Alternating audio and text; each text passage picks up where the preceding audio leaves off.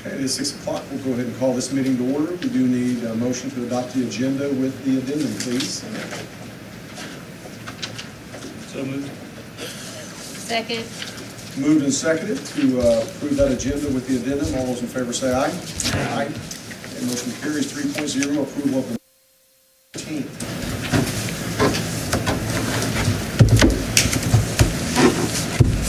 So moved. To approve the minutes for May 15th. I second it. Moved and seconded to approve those minutes as printed. All those in favor say aye. Aye. Okay, motion carries. 4.0, consideration of the bills and warrants. Any questions about those this evening? Motion to approve the bills and warrants. Second. Okay, moved and seconded to approve those bills and warrants. All those in favor say aye. Aye. Okay, motion carries. Moving on to 5.0, hearing of requests and suggestions of citizens and organizations. Other than those people that are already on the agenda to speak to us, does anybody want to address the board this evening? Seeing none, hearing none, we'll move on to 6.0, special presentation by Mr. Lee Relaford with the Second Chance Education Center. And he's got, Come on up. and he has Mrs. Monroy with him. So, I brought a PowerPoint presentation is for, we also brought handouts, so. well, we can do both. Our tech people can come and get that PowerPoint set up while we're handing out handouts. So here they come. That'd be great.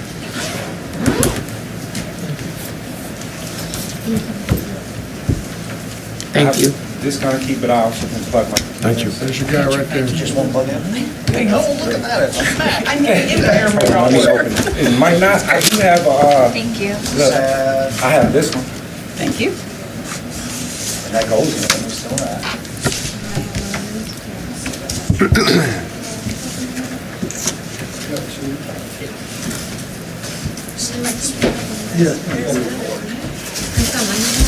Thank you. Thank you so much. Of course.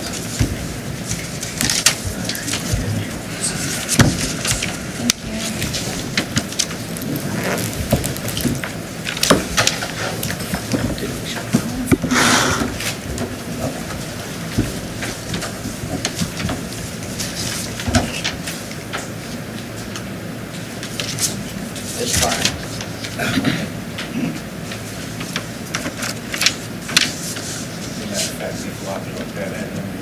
Oh, Miss Reddy.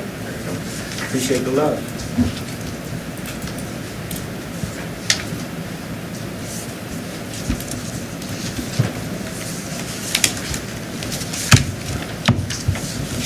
How's everybody doing today? I hope I'm not slowing you guys down. I apologize if I am.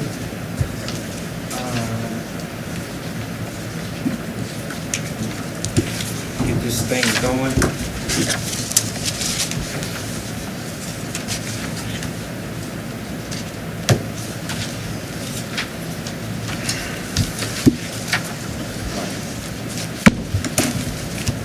Hey, it's working. All right. All right, first of all, I want to say thank you guys for having me here to try to introduce this new innovative program that we have here in Parsons, Second Chance Education Center. I'm Lee Relaford. This is Mandy Monroy. We're the owners of Second Chance Education Center. And I know my time is limited, so I'm going to try to get through this, so hopefully I don't hold you guys up. All right, I wanted to start a little bit about my background personally to know that I'm the man for this job. I've been doing this for 20 years, working with these kids with barriers and kids that have a hard upbringing. And the four things I'm going to talk about quickly is parental support, poverty, environmental, and education. Family stability, the parental support part. Statistically, with the lack of parental support that I had growing up, I shouldn't be the success that I am today. My father was never in my life. My mom was in and out of mental institutions my whole life. So I lived with friends, cousins, grandmothers, aunties my whole life, and I changed and I moved, and it was very, very tough for me. So I feel as though if I have a kid with that type of barrier, I can be that one to explain to them and try to get them to come to a positive outcome with that trauma. because it does hurt. From a guy who's been through that, it does knock you off balance, per se. Poverty. A lot of kids going through poverty nowadays. I lived in poverty. I didn't even know what poverty was. We lived so below the poverty line. I grew up on food stamps. I thought that was real money. The really bad neighborhoods, and I overcame a lot to get to where I'm at today. So, like hunger issues. Like in my refrigerator at home, I had nothing in there but Arm & Hammer and ice cubes. I ate at school every day. So on weekends, I had to figure it out. I think I can be able to connect with the kid that's going through that stuff to try to help them find a positive solution. Environmental. I grew up in some of the most harsh neighborhoods in the cities, Baltimore City and New York City. My first signs of success that I saw growing up in my neighborhoods was the neighborhood dope boys. You know, they had the Corvette, the gold chains. All the girls wanted to be with them. All the guys wanted to be like them. You know, so I got caught into that whirl when, as a young man, very young, 7, 8 years old, I was in those type of environments growing up. And one of the things I see about Parsons is they infatuated by the city life. So when people from the city come in town, they kind of try to emulate them. And what they don't know is two sides to that coin. And when they have to pay for the deeds that they done, then they sitting there like they don't know why. I think I can be that guy to try to explain to them extensively about that other side of that coin. Growing up, I've been to juvie growing up. I've been to prison growing up in my early days. This is over 25 years ago. But I've been there before.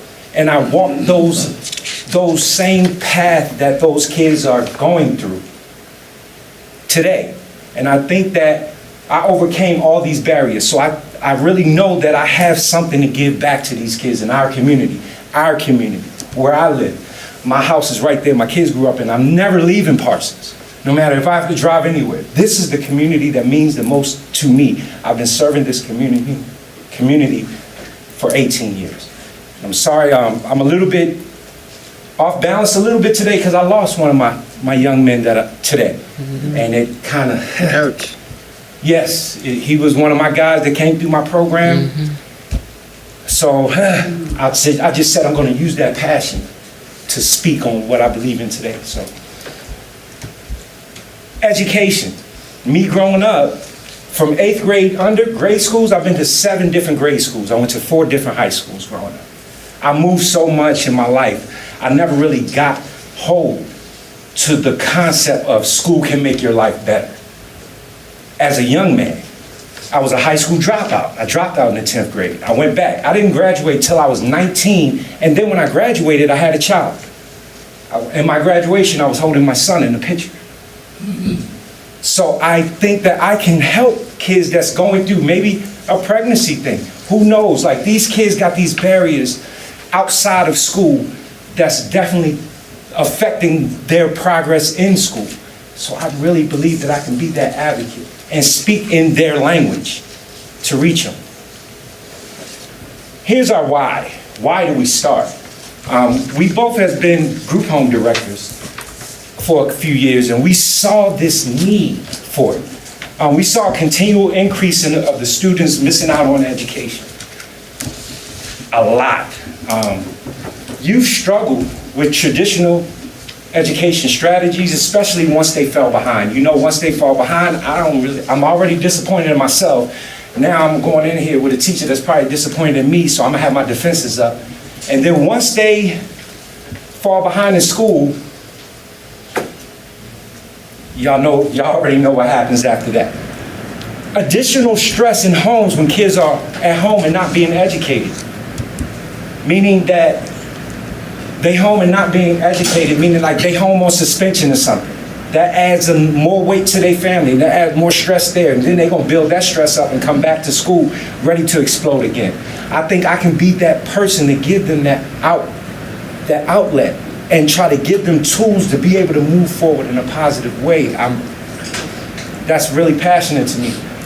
And then we also, the courts demanding that we find alternative education sources for the students that are suspended or expelled. The judge didn't care that they got suspended from school or expelled from school, and then they can't go to another school because the other school got to honor the expulsion from that school. The judges didn't care. They still was saying they need to be educated. They need, and they pushing it. So as me and my partner was seeing all this, we seen a whole lane, a vacuum of kids that's being left behind, not by anyone being the bad guys, just their life trauma, and they put them in these situations. And a lot of times when we bring these kids to school and the people look at their rap sheet, they like, I can be that guy to bridge that gap. Here's the facts. Graduation rate for youth that are eligible for free lunch, that's people who live in below the poverty line, is 81.3%. And I think that's a great grade. This is across the state. That's B, hey, I'll take a B. The kids that we're targeting is that 18.7%. That 18.7% of kids, I think, really need this program in the city. Kansas youth that live in that's living in poverty is only 14.3%. A lot of people might not think that's a big number, but that's 92,000 kids across the state that's living with hunger issues or poverty issues, and they are really real issues. That was one of the reasons why in the streets, my family was so broke, I had no shoes. I engaged in the neighborhood black market economy. Because first I didn't have no food, and then I didn't have no shoes. I'm not just gonna lay there, so I jumped in with both feet. That means a lot to me. That poverty part is really heavy on me.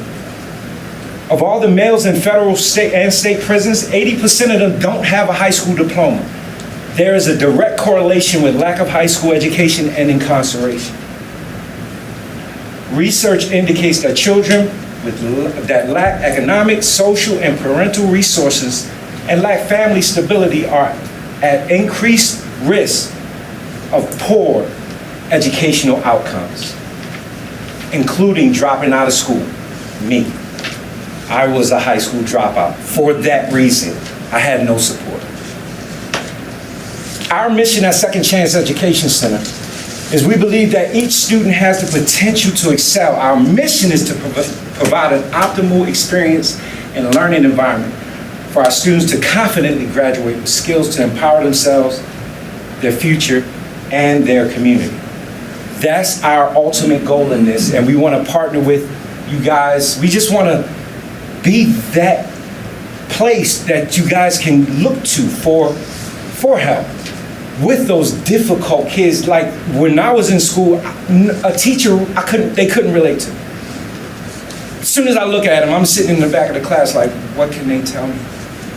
They don't know nothing about my life. That's how I was as a kid, looking at these teachers, and I didn't know what they've been through, but I just, like, a kid can see if you can relate to them. They just have a natural knack to see if you can relate to them.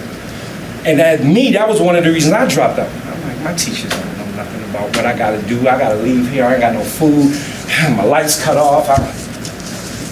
So with those problems and trying to go to school and stuff like that, I think that I really have valuable experience to be able to help this school district reach that 18.7%. We use a lot of positive mental attitude in our curriculum, a lot of it.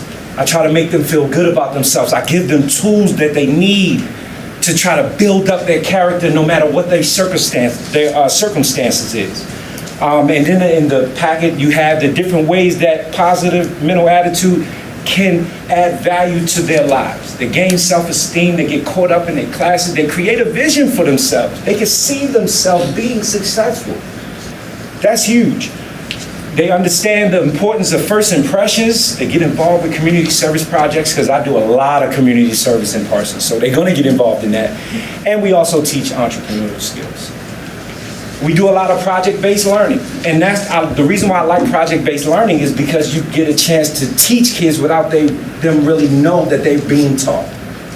So we do a lot of projects, and we sit down and we talk about like courage, being able to take on the challenge, teamwork, being able to work well with others, discipline, being able to self-regulate when things get a little, when things get hot, being able to self-regulate to achieve the ultimate goal, and then strength, being able to power through adversity. That's what our project-based learning curriculum entails. So how can we assist you guys at USD 503? I found 5 ways that we can probably try to work together on some type of program. This is just something me and my partner sat down over the time and we put programs together. Suspensions. Instead of sending the kid home, send them to us for 3 days. If you send them to us for those 3 days, they're gonna be staying on track with their curriculum, and we're gonna address the behavior that got them suspended, and then give them tools on how to move forward in a positive way. School psych referrals. You got a lot of kids who need that talk with the school psych a lot, and it's probably a lot of kids.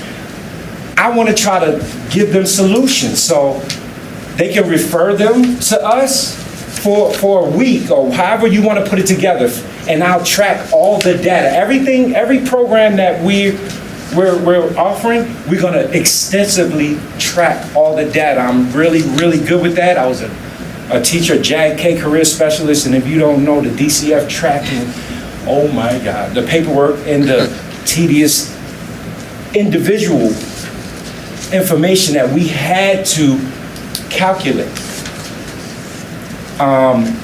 We're gonna have roundtable discussions so we can sit around and talk about their problems, but we can tell them how to move past it. What's the solution? Where's the sunshine at? How to move forward. They don't really know how to move forward. I can teach them that because that was my whole life, being able to move forward no matter the barriers that was in front of me.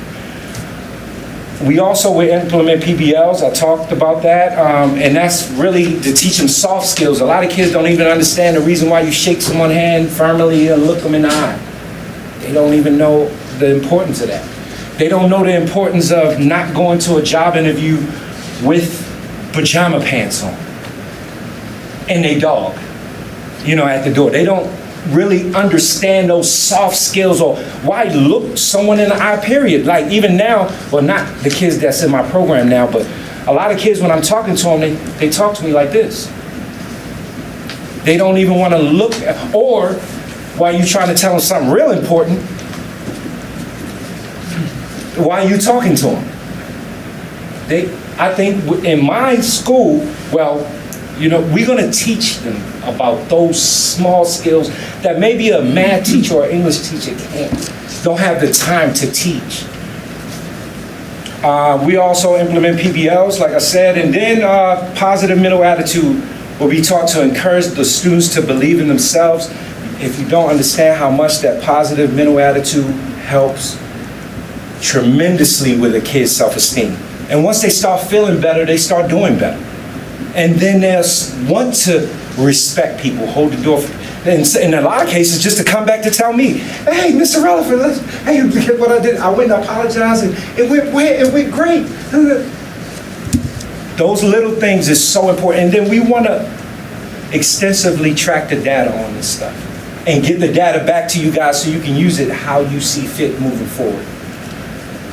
Foster care population. Students can be sent to SEC before they even integrate into traditional schools. They can sit with us for maybe a week, track the data, I'll give them some stuff, we'll be working on things, and you guys will be right there. I can be in touch with the special ed teachers, so while we're building the IEPs, I can be getting them the data that they need, because a lot of times when y'all get the foster kids, they don't have nothing.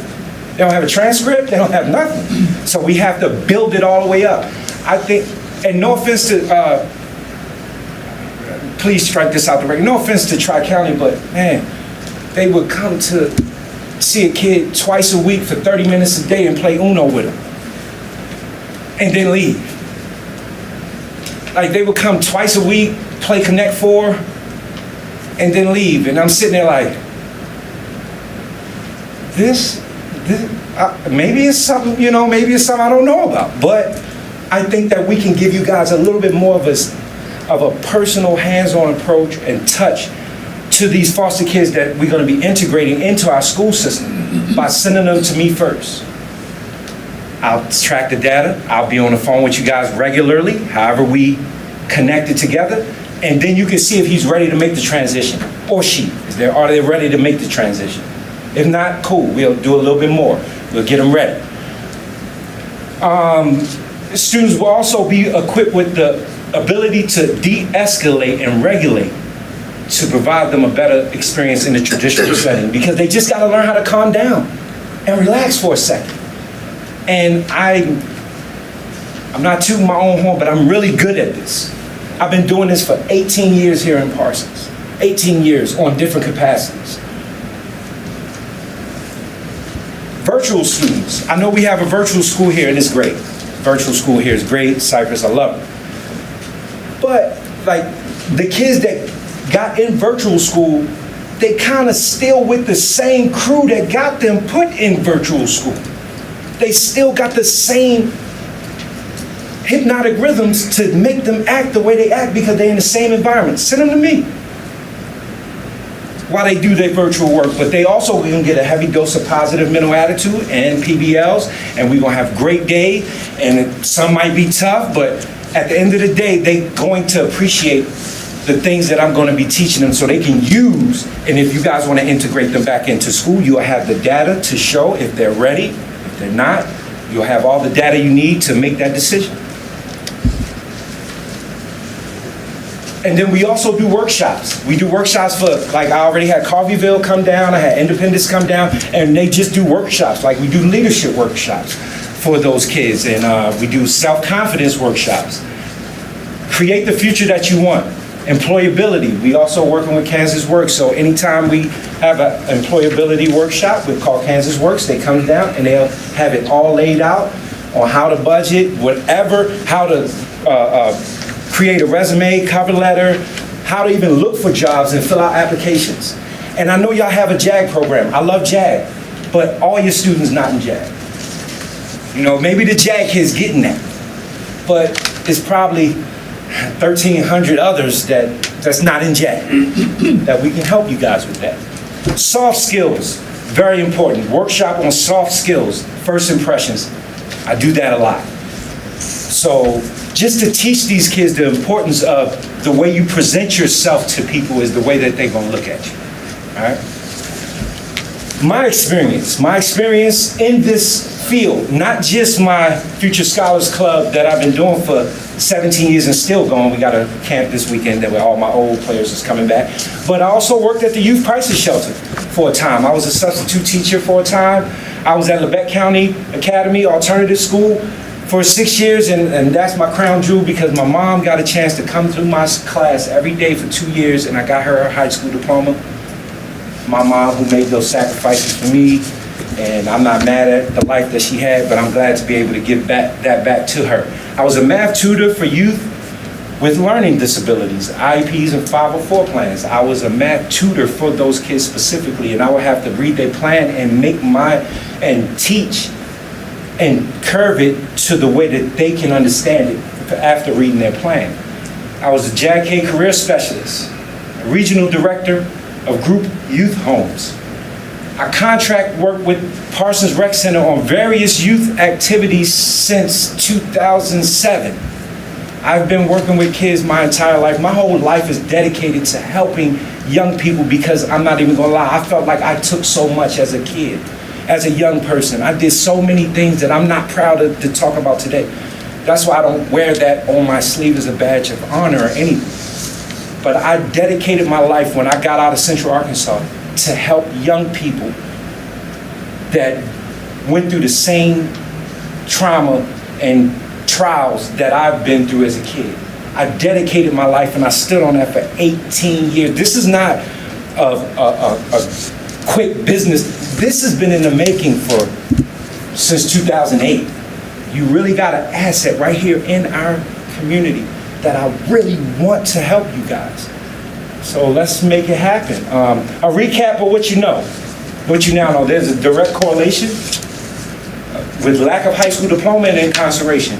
And not to say, not to change the subject, but I'm not even, a lot of our young people that's coming out right now, they've been hitting, it's been a hard time for them, for whatever reasons. And it's really been weighing heavy on me. I have to get in this fight. I have to get in this to try to help these young people. Youth that fall behind in school displays defiant behavior, which leads to what? You guys can fill in the blanks. Suspensions, write-ups, and more. What are the results of a youth trying to make a living wage without a high school diploma? And usually that's what makes a person kind of migrate over to the black market. So this now, like back in my days, it was like crack, but nowadays it's like pills, fentanyl, and all this other stuff that's going on right now. If you don't have a high school diploma, you're trying to get a job, you can work 40 hours and you're only paying one bill. So they desperate, so they're gonna go do whatever they need to do to try to survive. Graduation rate for youth that's eligible for free lunch, that's youth that's living below the poverty line, is 81.3%. The students that we are targeting is the 18.7% of your school. We are here to help. Second Chance Education Center is a community-based program and is here to partner with our community schools to reach that 18.7% of students. We're offering an innovative resource for the community and schools to work together to support the youth of our community. And I say innovative is new. You know, what I am happy about is our name is now up in the halls of Congress, up in Topeka, up at the top levels of everything. Like, they want to know what we are about and what are we doing. And no matter what, I want to stay here in Parsons and do this. I have to stay here in Parsons and do this. I'm not going anywhere. I'm going to live here. I own my house. First house ever. I'm not going nowhere. My house is a museum for my kids' lives. So that's why helping our city means so much to me. That's all I got. This is our contact information if you need anything. Oh, and as far as our accreditation, we are accredited by Cognitive, and that's a National accreditation. We're in the process of, we've actually begun the process of Kansas accreditation with KSDE. And we are looking to have our provisional accreditation through the state of Kansas by August 1st. So we've already started the process on that. yeah. So do y'all have any questions? We've been over our time. Yeah, I know we did. I'm sorry. I'm so sorry. I try to talk fast and stuff, but this stuff is just so passionate to me, and I let my heart take over. Thank you guys for having us here. I have one question. Yes. It said you were a youth group home director. Yes. Which group homes? Successful Dreams, and here and then in Goddard. We had a 45-bed facility in Goddard, and a lot of our time was in Goddard, dealing with those kids there. There were 45 of them. Yeah. They kept us busy. It was pretty tough. You know, Lee, I've been around you and your family a long time, and of course, you and I know that basketball court at the rec center is our home. Sanctuary, And yes. I appreciate your passion, and any kid that couldn't relate to you would have some serious issues beyond this school district and you. I think that KSDE is the blessing that you need so we can proceed. You've got some tremendous ideas. I like your ideas about the suspensions and the site evaluations, and great ideas. Awesome. Yes, we definitely got that in the works right now. So we just kind of waiting to hear back, and they saying we should have at least our provisional by August 1st. So that'll be great.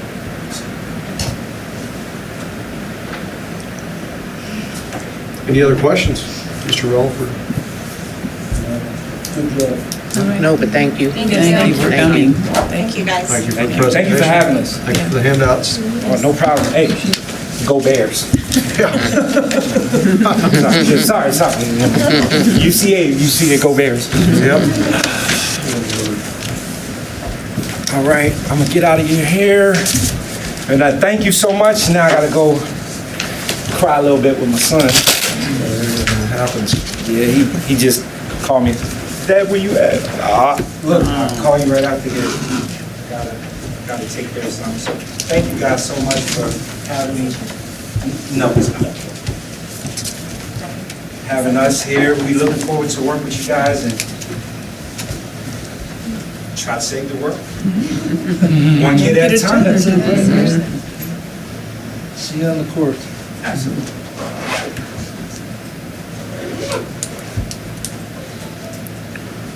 Okay, we are ready to move on to 7.0, report of the superintendent of schools. All right, first thing, thank you, Lee. First thing, summer school update. It is in full swing, started on June the 3rd, so last Monday. For our elementary kids and middle school kids, it runs until the end of June, June the 28th. So it's June the 3rd through the 28th. Just as a reminder, they go Monday through Thursday. Now, our elementary kids go Monday through Wednesday, and then on Thursday, they take a field trip. That's always a fun thing.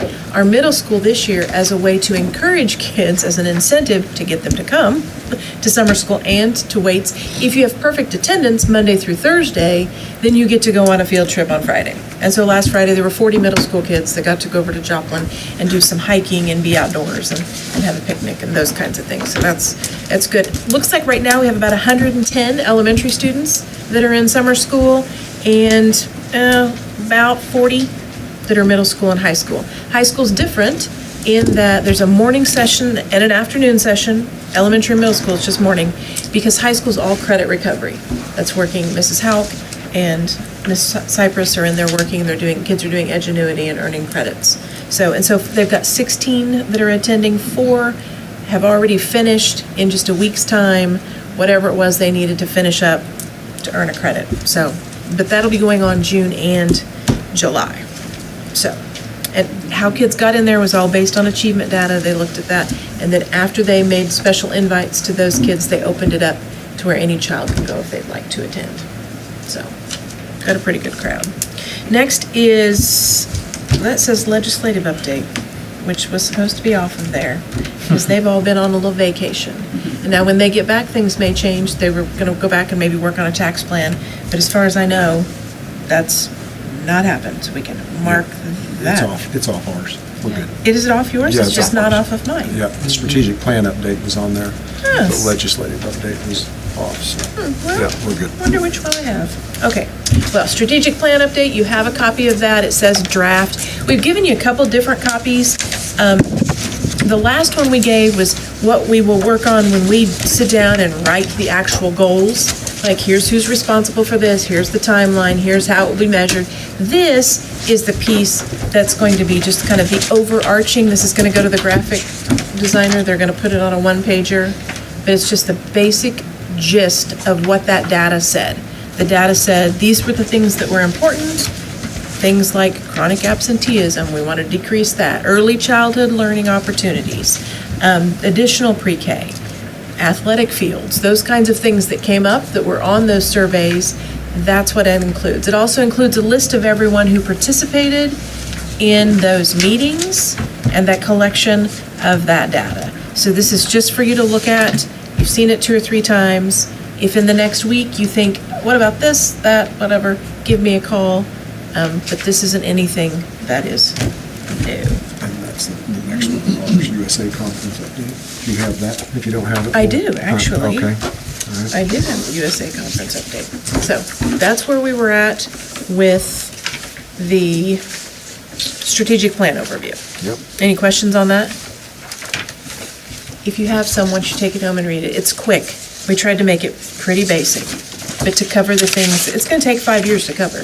This isn't stuff that happens overnight, but we'll write the plans, and I do know there are a couple spelling changes we need to add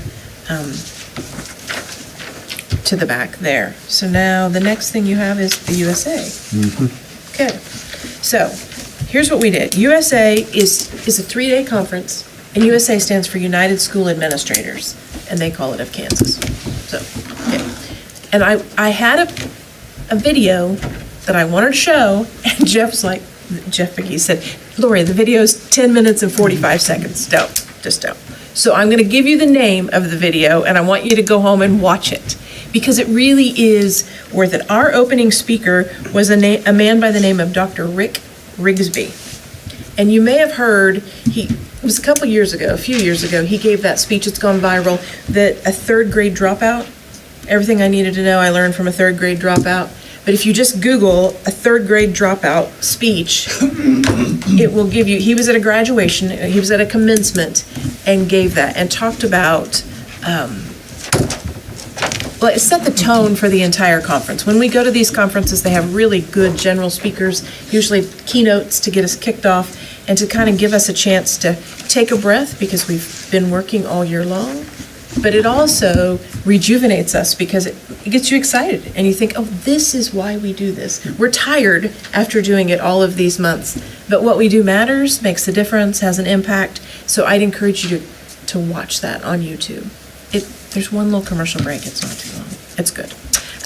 This year they give you a big book that looks like this, and it's all online too if you want to do a digital. There were 87 different breakout sessions that were offered, and that's always good. It's things from legal to instructional to facilities, planning, you name it. They have all kinds of different breakout sessions so you can find what you're interested in or what your district needs. So I always attend the legal ones because they're really good and help keep us up to date.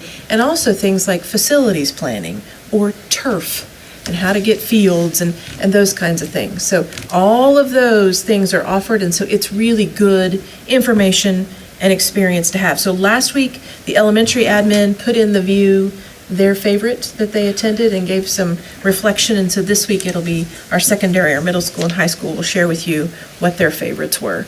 But it's a great opportunity for us to team build and to relax in a way, but at the same time get energized for the work ahead.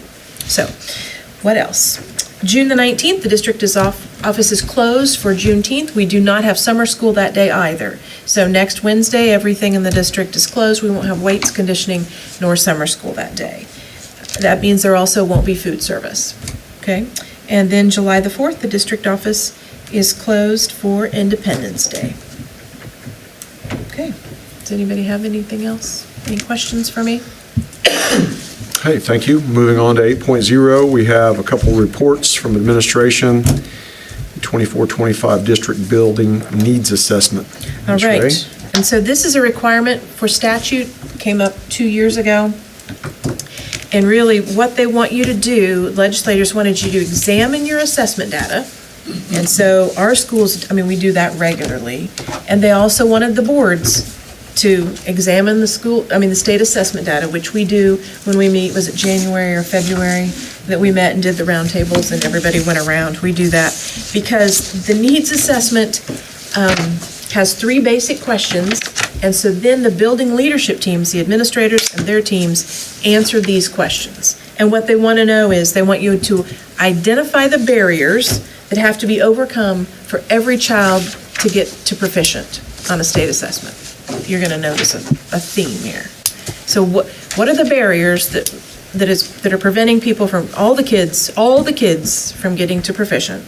Then the next one is what budget actions could be taken to remove those barriers? And then the third one is tell us when everyone's going to make it. Identify the amount of time that they estimate it will take for each student to achieve goal and grade level proficiency on the state assessment if you implemented all of those budget things. Now, and we know education is about more than one test, and one test does not reflect all that is learned. However, these are the questions that the legislature asks, and so building leadership teams go through and identify, here are our barriers. Here's, if you gave us some money, these things could address to remove those. And then here's when we think every kid can make it. And let's have a reality check. It's not happening. And we know that because we know a lot of things. Our ever-changing student population brings a varying degree of cognitive abilities and disabilities. And that precludes us from being able to guarantee a date when all students will meet a singular level of proficiency. And while assessment scores are one measure, our district does not believe that student assessment scores should be the sole measure of student proficiency and success. So this was included in your view last week. It's required that we talk about it, that I share it. that you've reviewed the data. When we adopt the budget in August, we will adopt this as well. Okay? And so this is information from each of the 5 buildings, and then the compilation of that, the district level. So where do those questions come from again? The legislators, But that sounds like Kansas Policy Institute questions to me. Just my 2 cents. and I think sometimes people that are elected are highly influenced by outside groups. But I think so that's what the state assessment review for budget considerations is. It's those 3 basic questions, and we've all looked at the data, and so. Okay, if you take it So- home and read it. You were referencing proficiency and assessment and things like that, and so that makes me wonder, Mr. Relaford's school, if we were to send students there, some of the proposed students that fall into those categories, would they be subject to those same proficiencies and assessments? And would those assessments and proficiency tests be done in our district, or would they be done at his school? Would they impact our results, his results? That leads me to a lot of questions now that you brought this up. And if, when they receive and I was glad to hear they might have a provisional accreditation, so that will be something to look forward to. That would be something we'd have to work through with KSDE. However, they would always be our students, so their test scores would always be reflected in our data. So if we have a student that attends, let's say, the Tri-County Education Center, the Therapeutic Day School, the Behavior School, their data, they'll take the test there, typically, but their data still is reflective in our pool. We have students that are homebound students now, currently, or virtual students. They had a way that they had to come in and take the state assessments. Even though they don't receive daily instruction in our buildings, their scores still counted because they were still enrolled in a 503 school. So I would assume they would work the same way, because unless they get a building number and do all of that, we'll just have to see what that accreditation looks like. But I think even if they are accredited, it would still be a 503 student. Unless, like I said, unless the school is issued a building number and becomes a separate building. Okay. Because that would be kind of like a charter school then. They would have their own. Right, and if they did that, if they're assigned their own building number and they become a charter school, then if students from our district elected to go there, they would no longer be, like if a parent says, I'm going to homeschool my child, okay, well then you can homeschool them, and there's a little form that you fill out that you withdraw them, and so then they become a homeschooled child instead of a 503 child. Okay. All right. So it sounds like that we have additional discussions to have with Mr. Relaford and his partner, Ms. Monroy, before we would proceed. Even if they got accreditation, I think we as a board need to understand kind of where the accountability lies. Right. And the cost. And cost, yeah. For that cost program. accountability. And Okay. so, yeah. So I think once that accreditation has come, and we have guidance from KSDE, because KSDE will be providing guidance, I'm sure, for both school districts that might be wanting to use their program and for them as well. Okay. So, Other questions about the building needs assessment or anything I touched on? Okay, thank you. So we'll move on to 8B, the socio-emotional attendance data review with Mr. Pegues. Hey, just going to give you a little update on growth in the area of social emotional and attendance. Social emotional learning has been part of our strategic plan for a while and has always been an emphasis in our school district with our high at-risk factors. I think when we talk about social emotional learning and we talk about attendance data, a lot of these things were amplified as problems coming out of COVID, mental health crisis, chronic absenteeism, and not just locally here in Parsons, but at the state level and national level, have been issues in both of these. So I just want to update you on progress in some of these areas. So our social emotional learning content and standards, how those are delivered to our students. We utilize pre-K through 8. We utilize the second step curriculum, which is aligned with the SECD, which is the social emotional and character development standards by KSDE. Those are aligned with those, and those are taught weekly in the classrooms pre-K through 8. Our high school uses what's called the CORE project, which is also another curriculum that is aligned with the SECD standards. Those are taught bi-weekly at the high school. Further on top of that, on our elementary level, they have counselor lessons that also go ahead and go into those classrooms and teach that even further, the supplementary lessons. We utilize Viking time to deliver the social emotional learning at middle school and high school. Some of the initiatives, and we've talked about these in the past, but since COVID and doing a lot more in this area, we've added a social worker, so we now have 2 social workers in the district, Robin Thomas and Christina Mayhew, who do an outstanding job with this. We have counselors in every building. We have now for 2 years. We don't share them between the buildings. We have a full-time counselor in all the buildings. We moved to recovery rooms 2 years ago at middle school and high school, which kind of replaced the traditional ISS. It's more of a restorative practice. We moved away from what we had was ETR at the elementary level, where all of the behavioral challenge students went to Guthridge and Kelly Bedore's program. We now have recovery rooms that are in each building, so those students stay in their buildings. We're able to teach those replacement behaviors, offer those supports, and transition those kids as they become more successful back into the classrooms. This has been very successful, and the feedback we've gotten from staff, parents, and students has all been very, very positive in there too. We increased contract days with Lindsay McCanna, who is a behaviorist and is outstanding. She will come in and consult on programs, how we're running our recovery rooms, how we're tracking data, but also on individual students who are showing behaviors, and we need to put interventions in place to make them successful, and she helps support us in doing that. We added care teams to all buildings, so those kind of act like a SIT team. A SIT team, we look at all the academic achievement to create academic interventions to help a child. Care teams kind of behaviorally. What's going on with this child? Why are we seeing these? What is the function of the behavior? Is it attention seeking? Is it avoidance? Is it a sensory issue? So we try to find out why the student is acting that way, and then we put a plan in place to make that child successful. At the secondary level, it may be more of a schedule change. We need to put them in classes that are going to make them successful. We may need to build in a break. We may need a check-in with them throughout the day. So it's trying to be preventative instead of reactive with students who may display some behavioral challenges.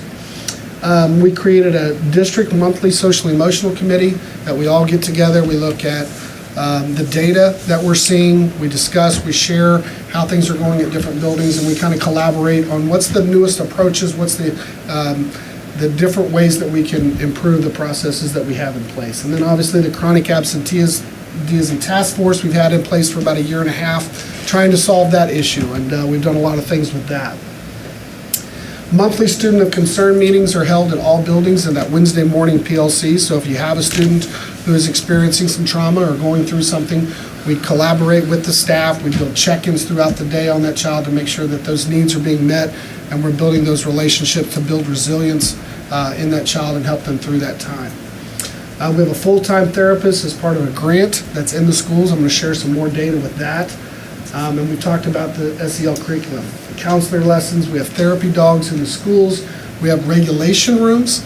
Sometimes a kid may need 5 or 10 minutes to self-regulate, maybe out of the view of all the other kids in the school, and teach those self-regulations that Mr. Rilliford was talking about. We work with kids on how to regulate their emotions when they're having a tough time.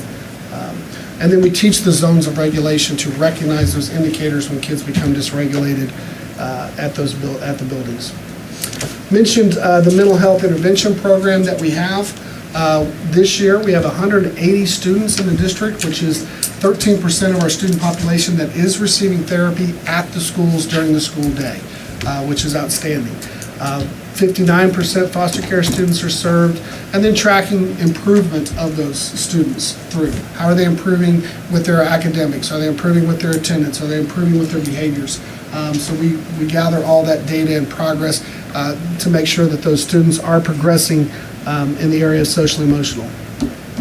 Some of the challenge we have, obviously, chronic absenteeism, daily attendance averages.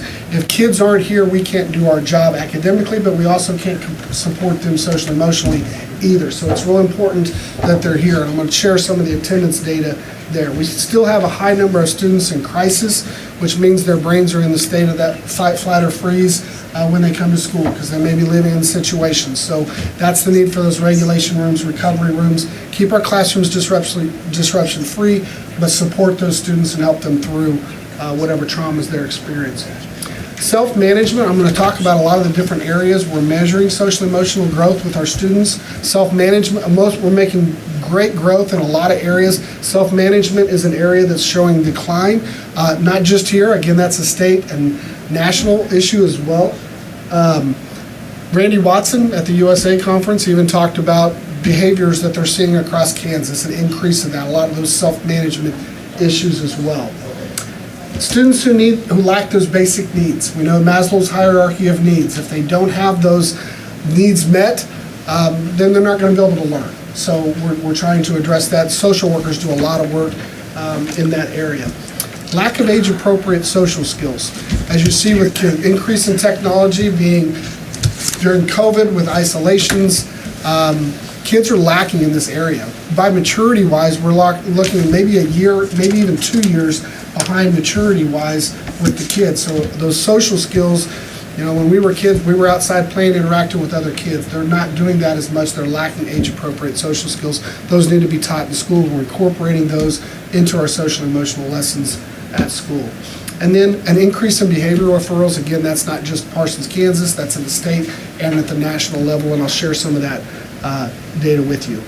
I mentioned the chronic absenteeism task force. We've tried a variety of different ways to increase attendance and some of the data with that.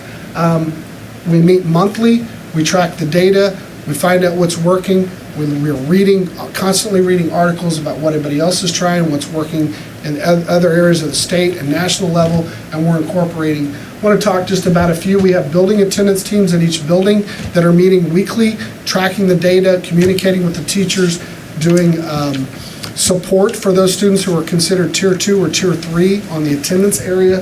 The not being absent NBA intervention, we created like basketball teams, and they got points if they came to school. They competed between grade levels. They did it at Lincoln, and we saw big increases for a while there as they implemented that. So something that we're trying different things. Christina Mayhew and Robin Thomas are doing home visits. They're doing personal contacts on students who are missing school, reaching out, and it's an approach of support. How can we help you get your child here to school? We also follow the truancy laws, and we send warning letters and communicate with the truancy officers here in Lebec County. We had multiple meetings with them this year as well. And then talking to parents. That was a part of parent-teacher conferences at all the buildings, was talking to the parents about the importance of good attendance. We've had conversations about family engagement being part of our new strategic plan, and that teaching component, especially about attendance, as we move through that.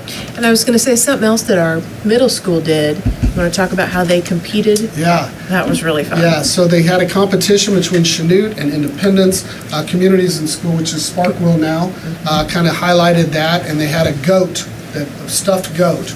And if they won the prize, then if they won the attendance challenge that week, then that school got that. And they had stuff on social media, and they competed with Independence and Chanute. Trying to beat them. The middle school did a lot of really cool things. Yeah, they really did. And at one point they came and said, "Do you think we could get a real goat?" No, not getting a real goat. We're thinking outside the box. Middle school and high school, elementary, it's really easy.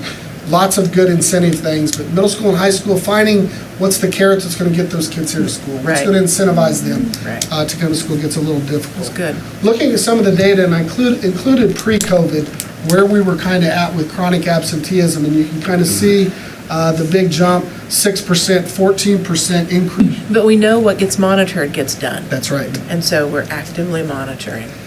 Some of the interesting data, I think, when you think of chronic absenteeism, most people think it's middle school and high school kids that are skipping school and staying home and playing hooky and being Ferris Bueller for the day.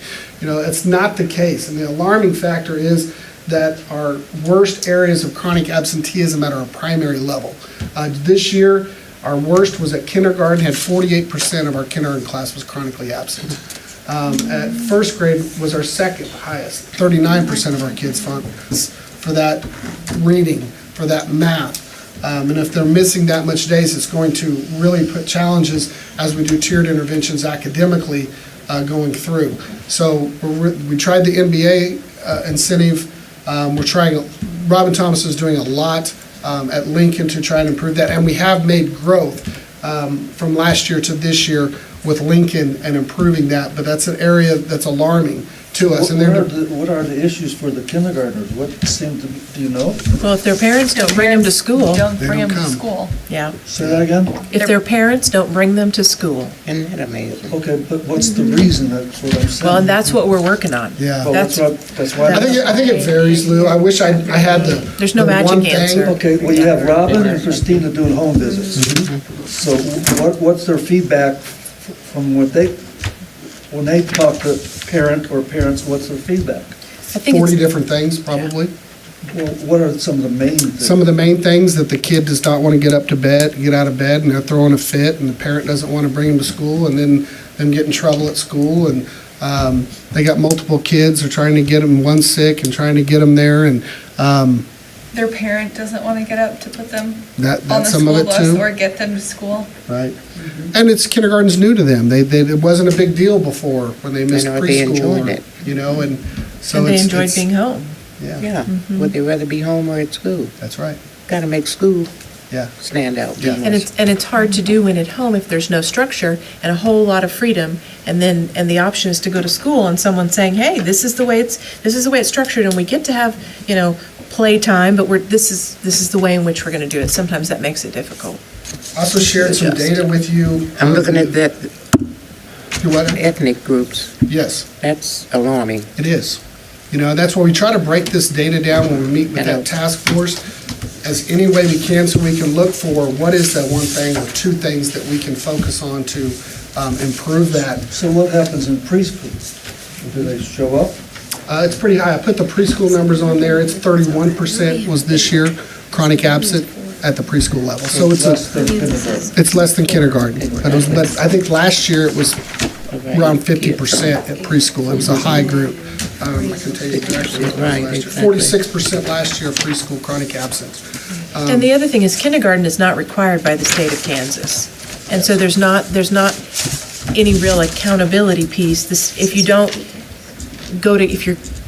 attend kindergarten, you have to attend. Compulsory education begins when a child is 6. And so I think that's part of it as well. It makes it a little easier to stay home when they're 5 and in kindergarten. They think, well, I'm not going to get in trouble.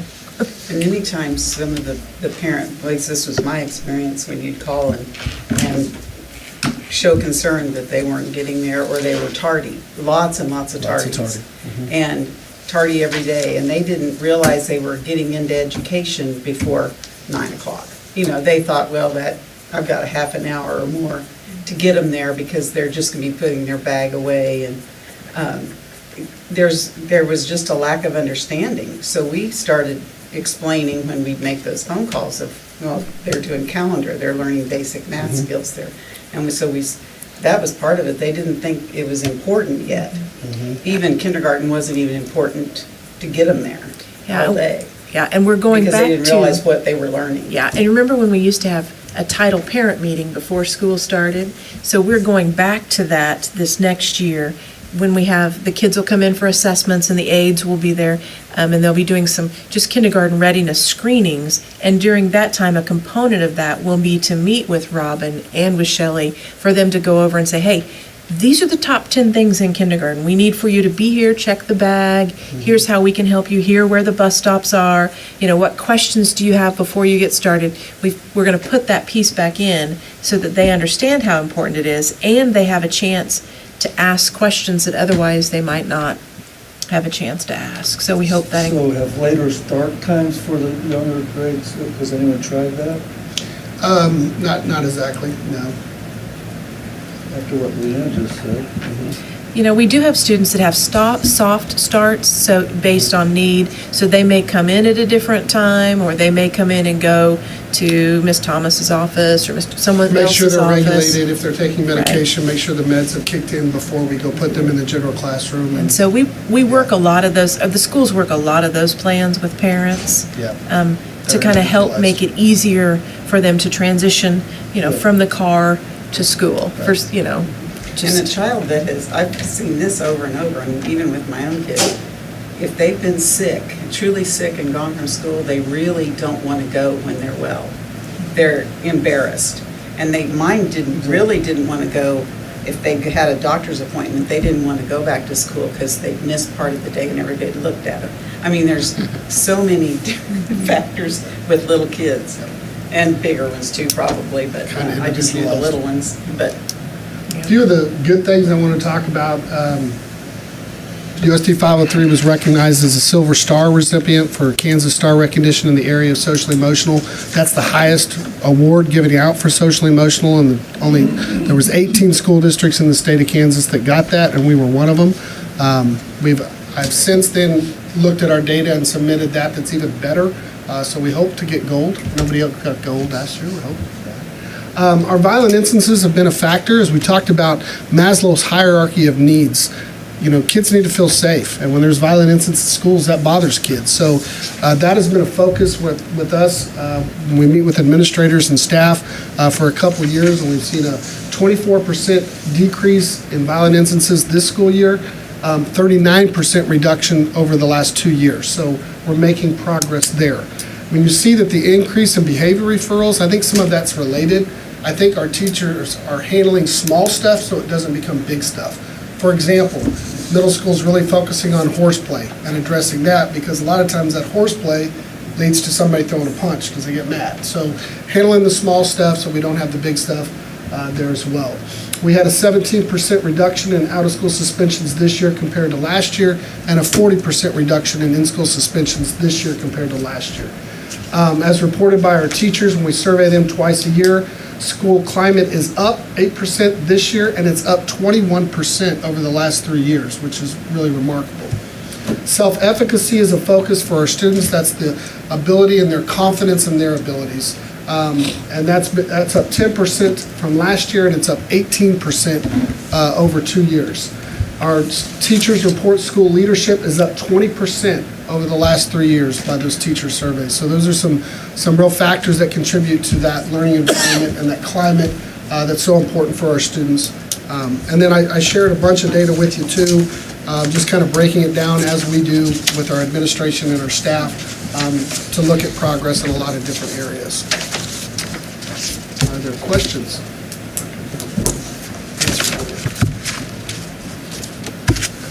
Questions from Mr. McGee's here, his presentation. And so about 2 years ago, we started using a product called Panorama. And that helps, when we take these surveys, then that helps us with the data, to get it organized, to make it, and so Jeff loves Panorama. He loves it. He loves it. And it is a very expensive thing. However, we have found it is worth it because we can look at this and very clearly see, how things are going. So. Okay, moving on. 9.0, report on the Tri-County Board meeting. Mrs. Hunter. Well, I reported last month because of the way the calendar fell. I did two reports, and I cannot go this Wednesday, but Kayla has graciously. All right. And that'll be a big one, because that's where they're talking about the budget. Right, the budget. And the percentage of funds that the district will pay. So we've had multiple meetings about that. It looks like about a 13% increase. And I starred that for her to be sure and read those pages. Okay. I think Leanne did this on purpose. Strategic plan. I feel targeted. You volunteered, and you got out of it. Before I knew, nobody told me that. Yeah. David volunteered as well, but Kayla beat him to it. So I just volunteered because I have good snacks. So. It's well good. But it is an increase. However, we met all 6 superintendents. Seventh one was absent, and talked about the potential. And because here's what happened: the state gave new special ed money. You've probably heard of that. They're like, "Oh, you're going to get some new special ed money." Well, what I think special ed co-ops and interlocals thought they were going to get that money, that it was just going to be a pass-through, because now if we get special ed money, it's a pass-through. We get it and we send it on to Tri-County. So they assumed that those funds, well, we all kind of did, would go, because they're earmarked for special ed. So one way or another, they have to be used for special ed. It's not something that we can, use for anything else. Well, then things changed there right at the end, and that money is being sent to the districts instead of directly to the interlocals and co-ops. That's okay too, because last year, when we got our special ed money, the flow through, and it went through, there were also additional special ed expenses that we had to pay for out of the general fund. Because each month, we want that balance to get to zero. And so we had to take money out of the general fund and move it over to the special ed to pay for things like transportation or those other things. And so the legislators, I think the intent was to relieve some of that pressure so they would send the district the money. And so then instead of using general ed funds to pay for that, you'd have these special ed funds. But the reality is either way, it all has to go to special ed. We can't spend anything else. But we did feel like based on the increases that we'd had the last few years, the six of us felt like that was a reasonable request. Well, and from reading the packet this time, there's such a big concern on filling positions. And if they don't have an increase in money, they can't be competitive at all with other districts. So that was another big, it was mentioned 4 or 5 times. 4 or 5 times, yeah. Yep.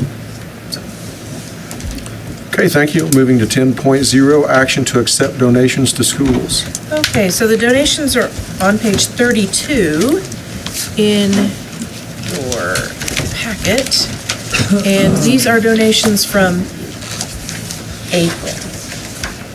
All right, the Nazarene Church, there's one correction. The Nazarene Church made a donation for snacks for staff and students both. Those snacks, there were quite a few things. That was valued at $715.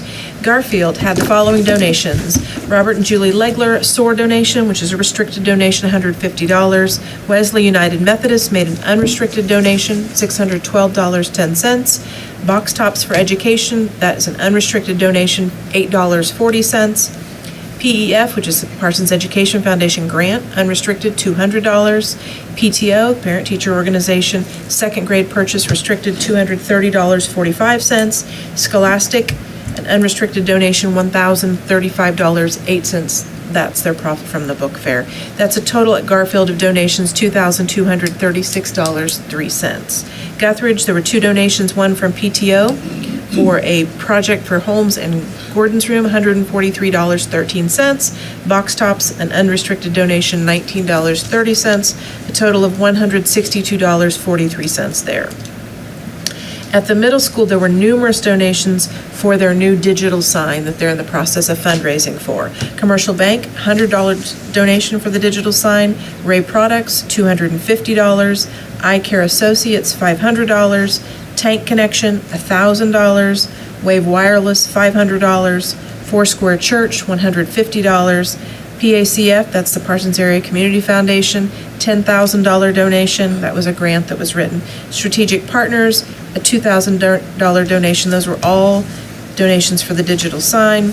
Strategic Partners also made a donation of $3,760 to pay for the transportation for our 8th grade students to ride the fancy buses to their day at the K in Kansas City. So that was a total at the middle school for $18,260 worth of donations. At the high school, Labette Community College made a donation of $150 to the Technology Student Association, and there was an anonymous donation of $2,000 to the football program for a total of $2,150 at the high school.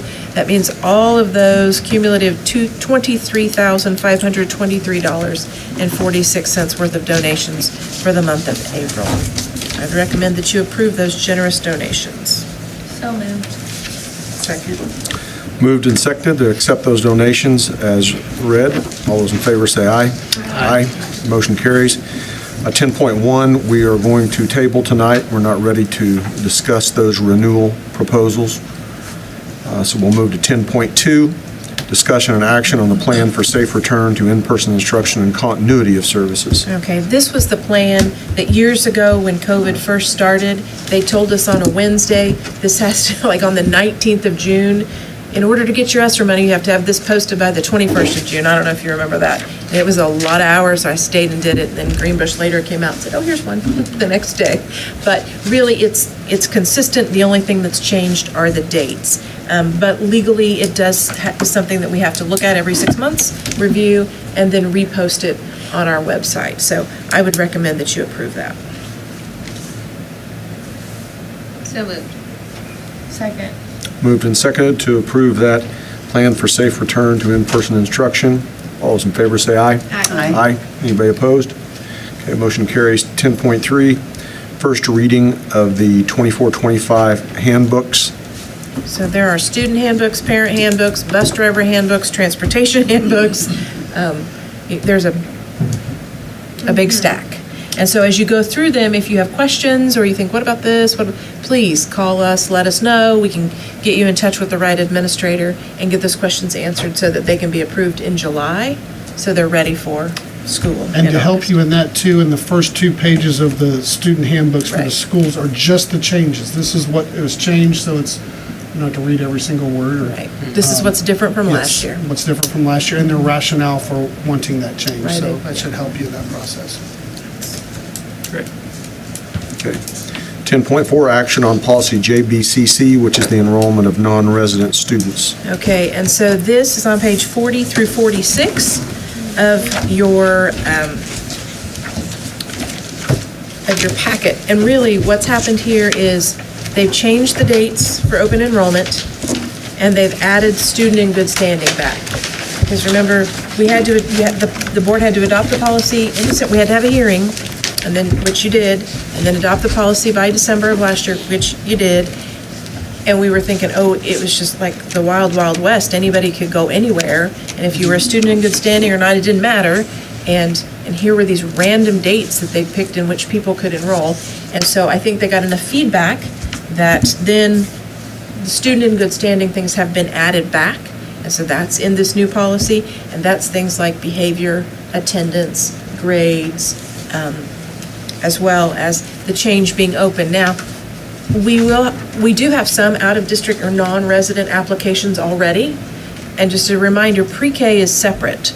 And so those pre-K applications, they're not, this law, this statute is not applicable to preschool. So those students have already been approved, those lists have been made. And there were a few parents who had pre-K kids and a K-12 kid. And now, if they've attended before, then one of the rules was if they've attended before, then they would get to come back. Those have been approved. We still have a few that are waiting because now we'll open regular enrollment on July the 15th.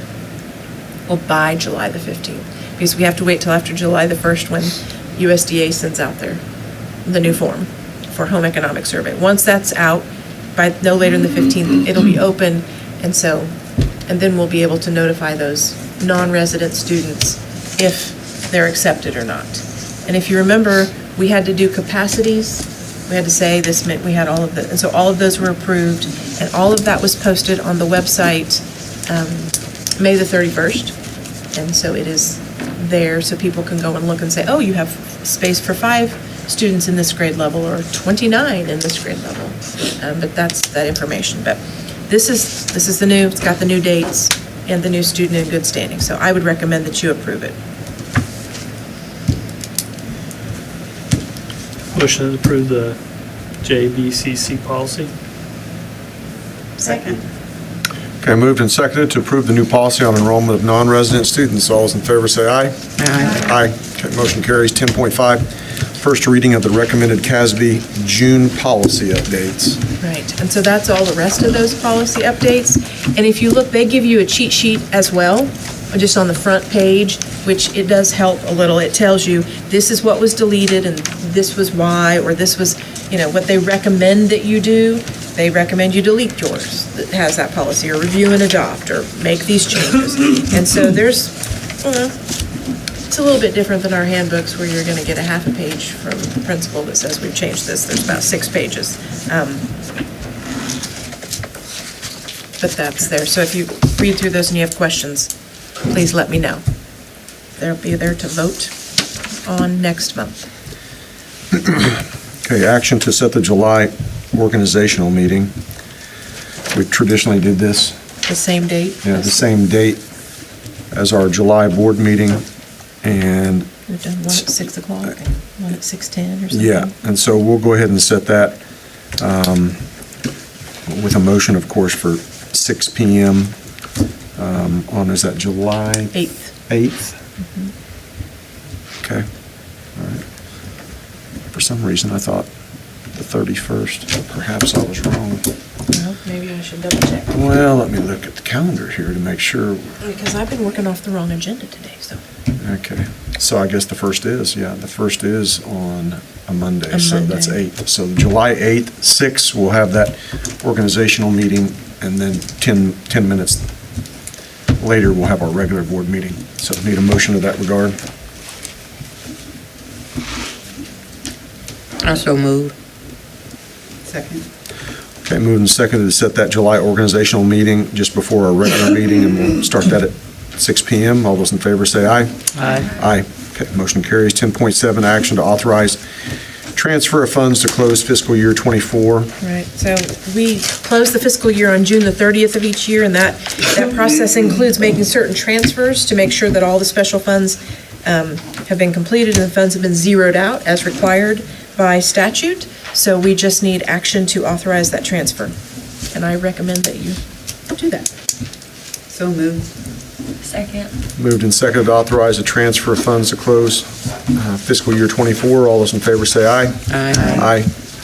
Okay, motion carries. 10.8, action to approve participation in the Green Bush Energy Fund and hedging authorization. All right, so we've been a member of this group for several years, and it has been very beneficial. I don't know if you remember Isageddon or whatever, when it got really, few years, like 6 years back or whatever, when it got crazy and certain people couldn't get gas, natural gas, and all those kinds of things.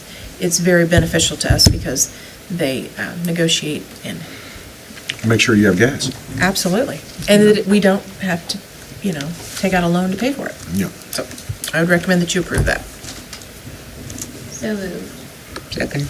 Okay, moved and seconded to approve the participation in that energy fund and also for hedging authorization for '24-25. All those in favor say aye.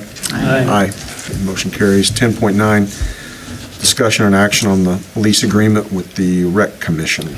So that's on page 48 through 51. The next two items on your agenda all relate to the soccer fields and to that use. So this is a yearly lease, and so I don't recommend, except for the change of dates, anything be changed. It's been working very effectively, and I would recommend that we approve that for another year. So moved. Second. Moved and seconded to take action to approve the lease agreement with the Parsons Rec Center. It's contained in your packet. Any further discussion on that? Okay, hearing none. All those in favor say aye. Aye. Aye. Okay, motion carries. 10.10, discussion and action on the memorandum of understanding between us, the City of Parsons, and the Rec Commission. All right, and this just talks about whose responsibilities are what and what the rec center will pay. Just as a reminder, the rec center does pay $40,000 a year, two payments in a $20,000 increment right after their taxes are received, in which to help pay for the person, the employee that we hired to do those fields, work on those fields, as well as other additional fields. It also helps to pay for the irrigation, the seed, all of those things. And each year, Tanya, and now it will be Laura, keeps track of all of the expenses that are related to that. We share that with Mr. Chrisman at the end of each fiscal year. So we'll share that with him in June as well. But that's what that is, and I would recommend that you approve that. Motion to approve the MOU.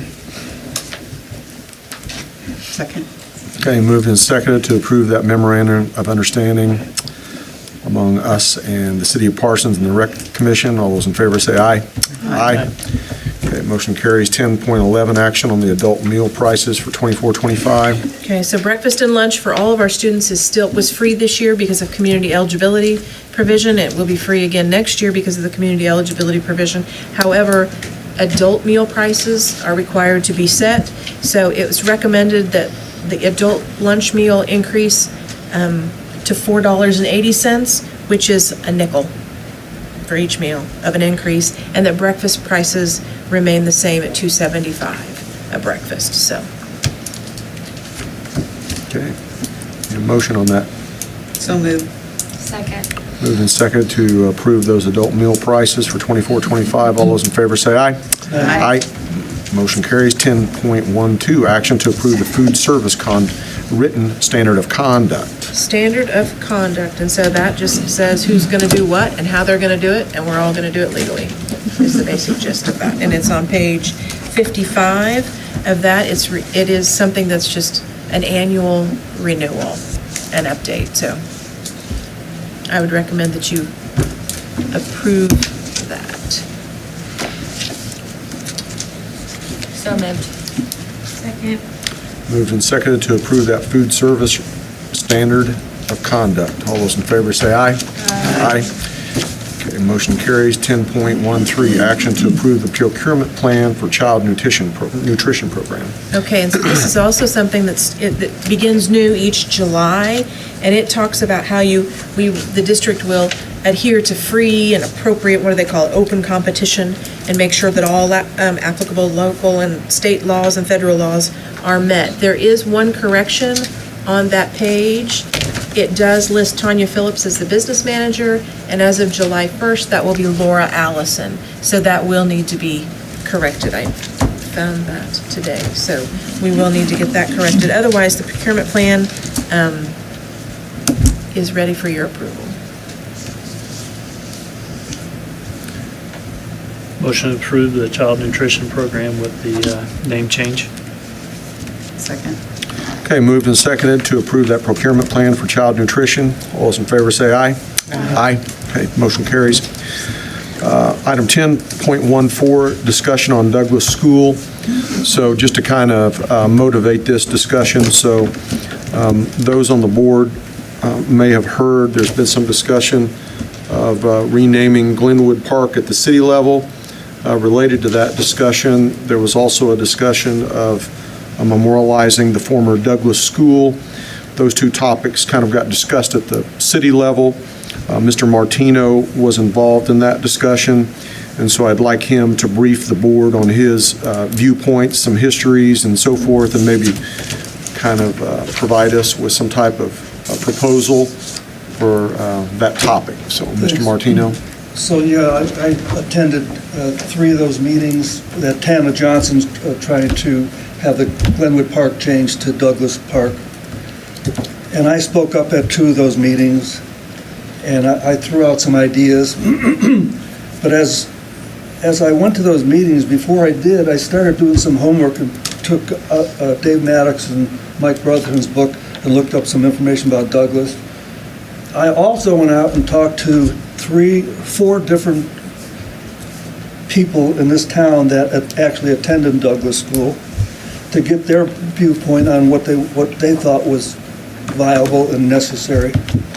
And it's kind of interesting. So part of the history was Glenwood Park opened in 1901, and then Douglas School was opened up in 1908 at 822 Central. And if you haven't been by there, it's an interesting place where that school was built. Right now it's by the walking trail as well as the railroad tracks and an intersection. It could be, there's a lot of potential for what I could see that might happen at that particular spot. On May 17th, 1954, that was the Brown versus Topeka Board of Education, where public schools were desegregated. So when that happened, the school board here in 1954 voted to close Douglas School. However, Ray Knowlton showed me some of the deed to sell that school and gave me some history. In fact, Pete Hughes was named on that, was one that signed that deed. So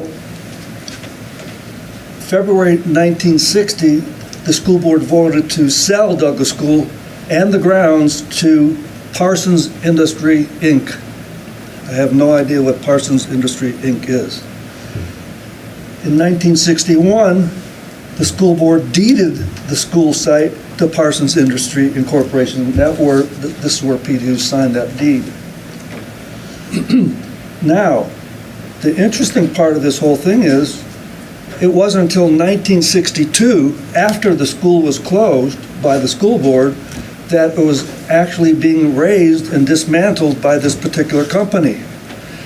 And Ray said there were articles in the Parsons Sun showing where the company wanted to sell some of these beams that were in the building, as well as the doors and windows, to recoup some money. So it was the company that actually raised the school. It was not the school district itself. So,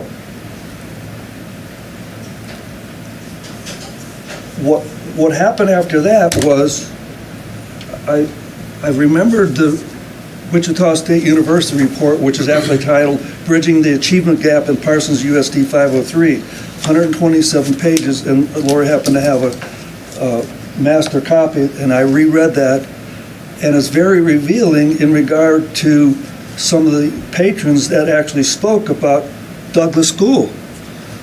I hope you get a chance to read this, because that information helped me get into the thought process of some of the people that were actually Douglas School students.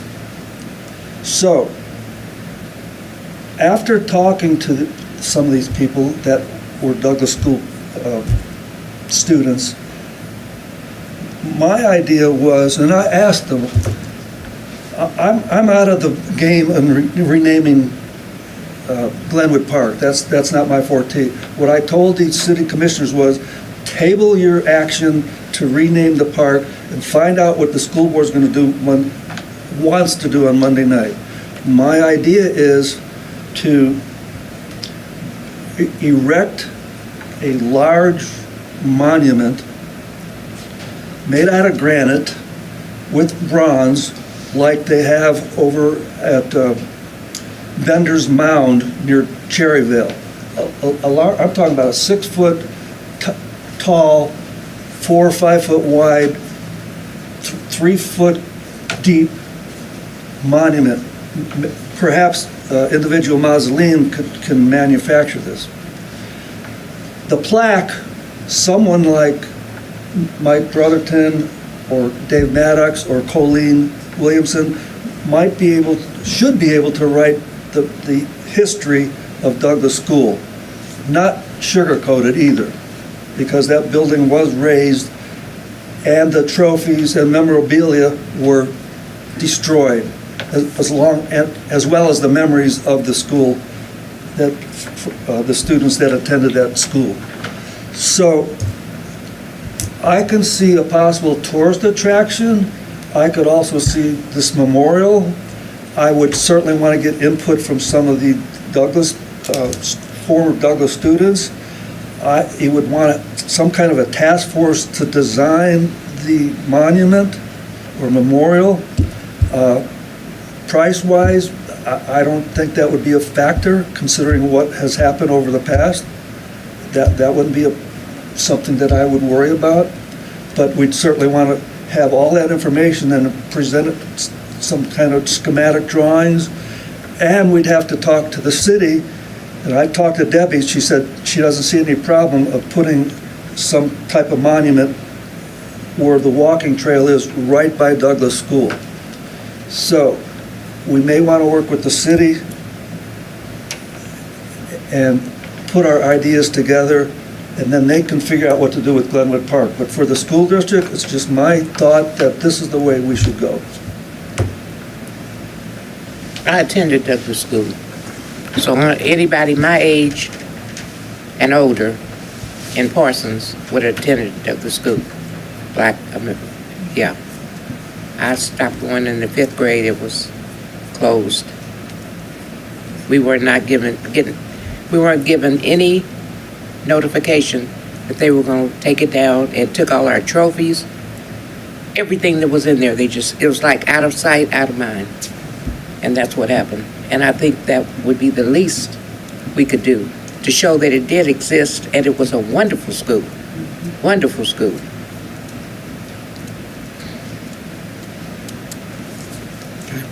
I just had to say that, so that's just, and I have nothing to say about Glenwood Park. I'm like Lou, I am not, renaming a park is the least of my concerns at this point in time. But saying the Douglas School didn't exist, Yeah. that hurts my heart. It did exist.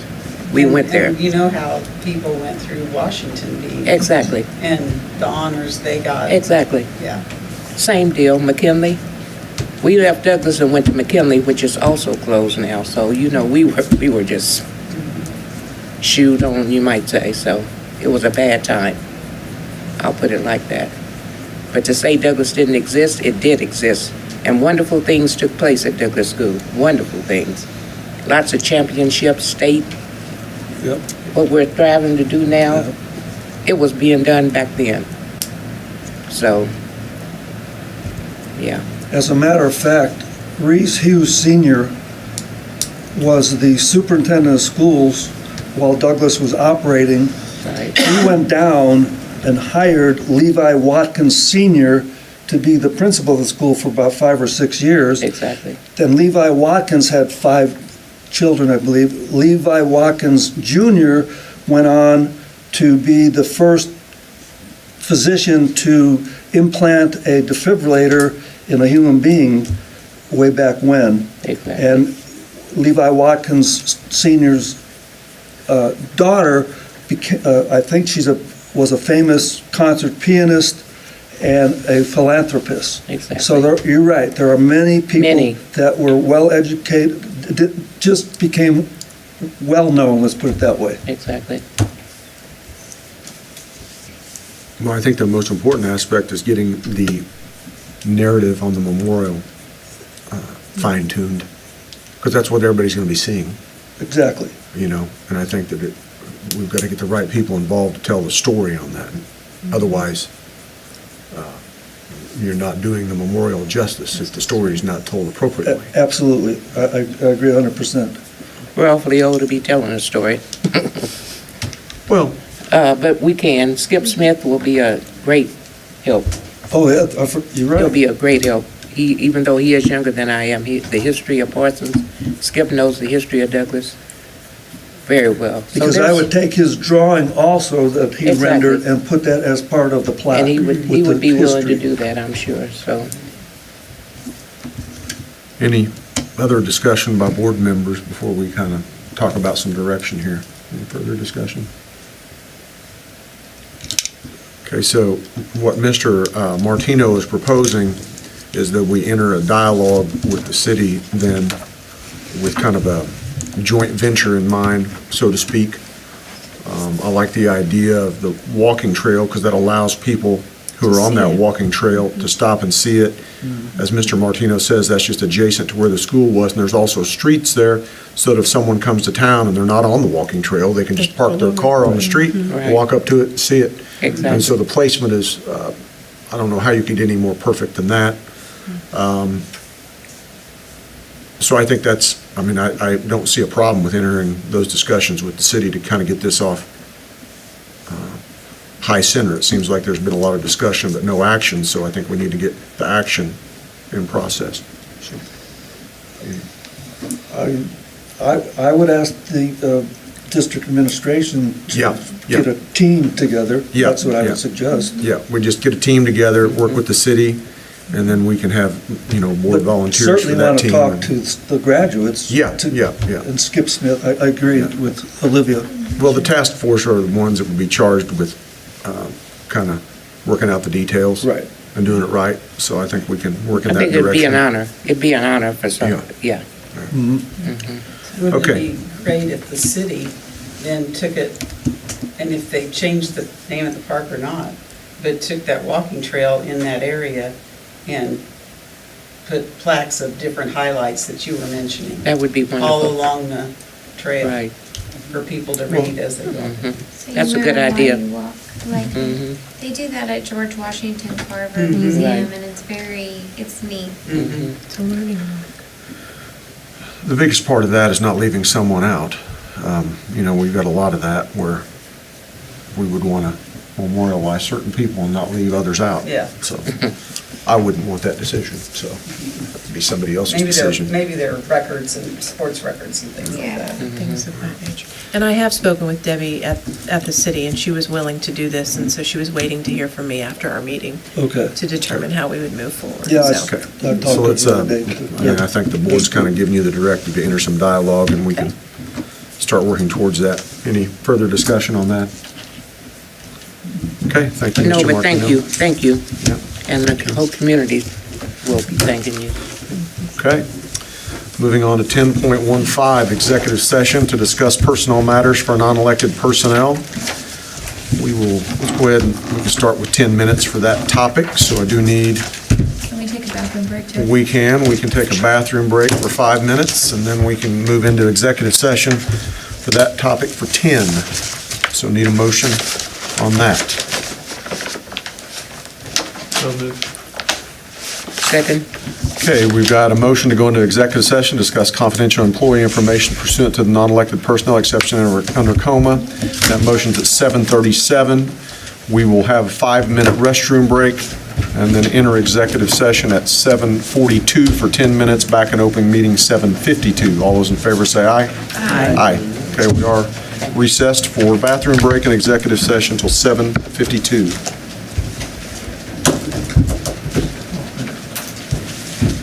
Yeah, Lou, what was that?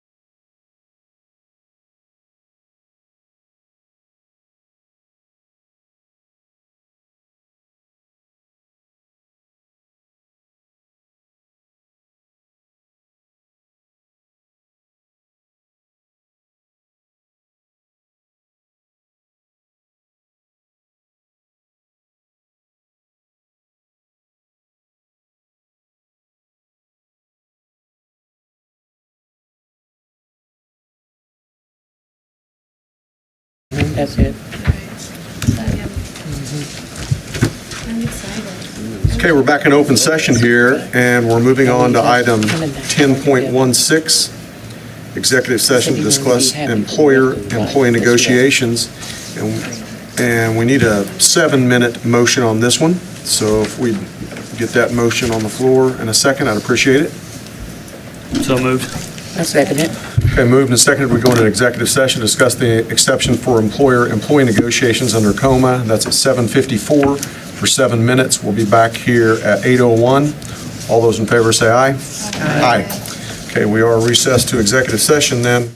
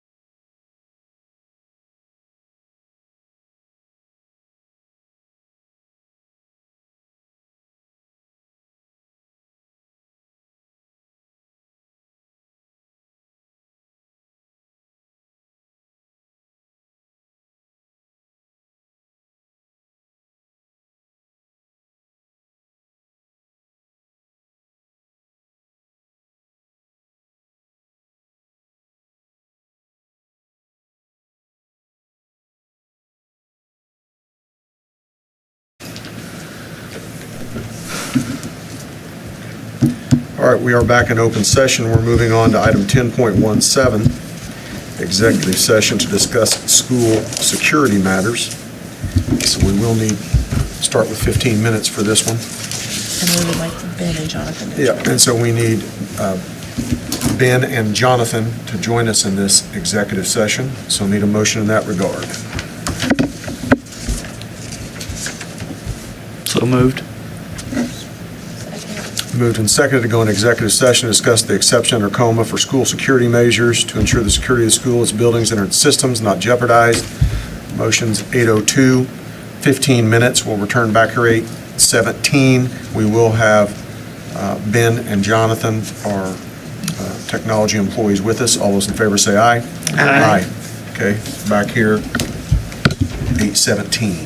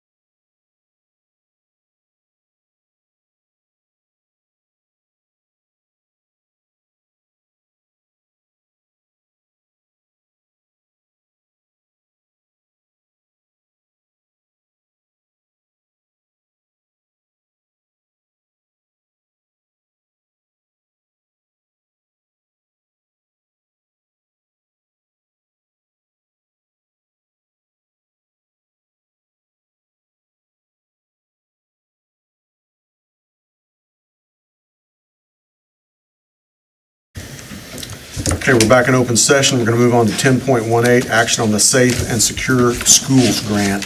Right. And so this is a grant that's due on the 19th and is provided through KSDE, through the State Safe and Secure Schools Unit, something we can apply for our security cameras.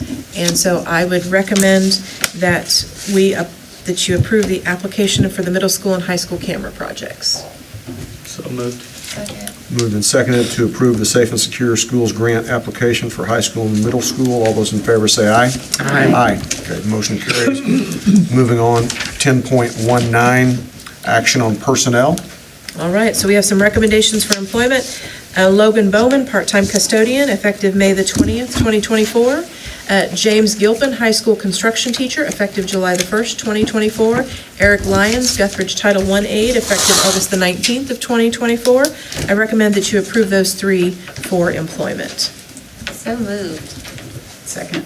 Moved and seconded to approve those recommendations. All those in favor say aye. Aye. Motion carries. All right, we have one resignation. Well, we have a couple resignations from employment. Allie Jones, second grade teacher for the 24-25 school year, effective May the 13th of 24. Lakato Bar Miller, high school track coach, effective the end of the 2024 season. Heather Hetty, Lincoln billing clerk, effective June the 9th, 2024. So I recommend that you approve those resignations from employment. So moved. Moved and seconded to approve those resignations as stated. All those in favor say aye. Aye. Okay, All right. seeing nothing further. Oh, on the back page. Ooh, sorry. Maybe.